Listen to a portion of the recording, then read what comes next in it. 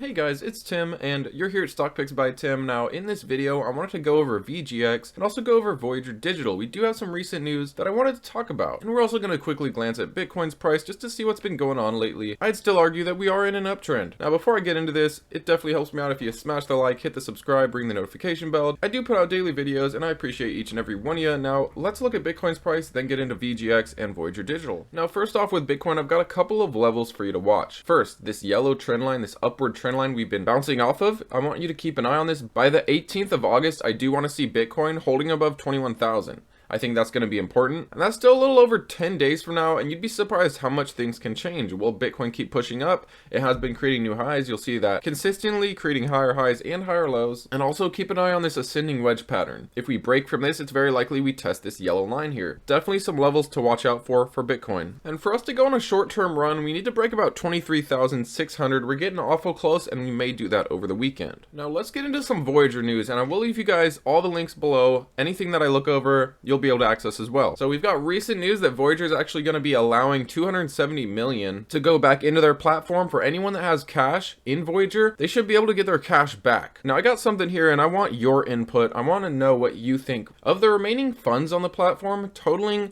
just over 1 billion. Voyager said that these belong to the bankruptcy estate, which will be distributed among all creditors. Does that mean we're going to get all our cryptos back? Does it mean they're going to pay everyone off that they owe first and we're going to be left with the measly leftovers? I expect the latter. And you'll see down here that, I've gone over this before, but clearly Three Arrows Capital was their biggest holding of all their assets, and they had $654 million. This is in thousands, so this isn't 654,000. This is 654 million that basically they're very unlikely to get. I personally don't expect them to get a single dime of that, but we will see what happens there. But taking that out, they really don't have over $1 billion in assets. They, in reality, only have under $500 million. So that's going to make it much harder to spread that evenly throughout everybody. Now, according to this article, Voyager expects to conclude its sale process in September, with FTX Trading making an offer to purchase some of Voyager's assets as well as take on some of its customers. Now, I also wanted to go over this article because this is also some recent news that just came out yesterday, and the headline reads, crypto lender Voyager Digital received several purchase orders higher than FTX. And it basically goes on to say that, Voyager rejected FTX's offer, saying, and I quote, "It's a lowball bid dressed up as a white knight rescue." And one thing you got to think about, what's the world revolve around? It revolves around money. It doesn't revolve around good deeds, unfortunately. So I gotta say, I kind of agree with Voyager, although they really have no room to talk. Things are definitely not as they seem. I personally think FTX is clearly doing this for money, not out of the goodness of their hearts,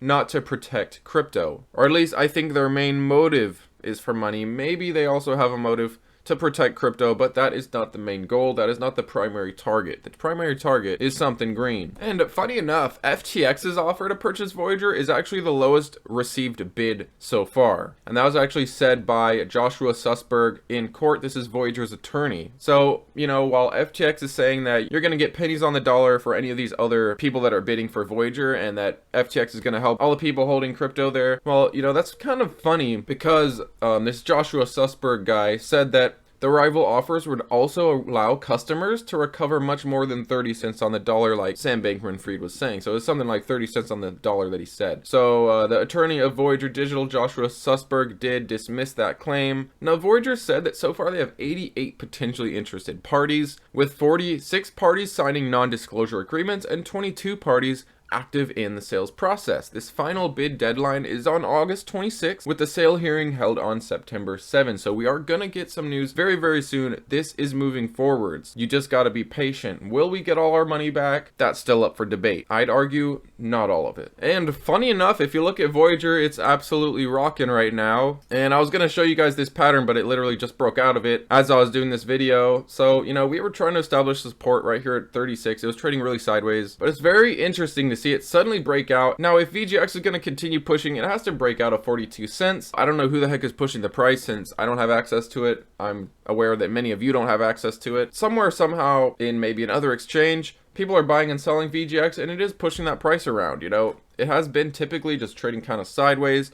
with little rips here and there, but that's interesting. I didn't even notice that on the 4th, this thing was absolutely ripping. Seems like it has these little periods where it just you know, absolutely skyrockets, comes back down, trends lower. So I wouldn't be too excited about this just yet. It's very possible it just comes back down, trends lower, breaks these lows. Keep an eye on 33 cents. This is our low point. But how are you guys feeling about Voyager Digital lately? It's nice to see some progress being made, but I wouldn't be too excited just yet. It does appear that there is a light at the end of this tunnel. But let me know your comments down below, guys. And as always, take it easy.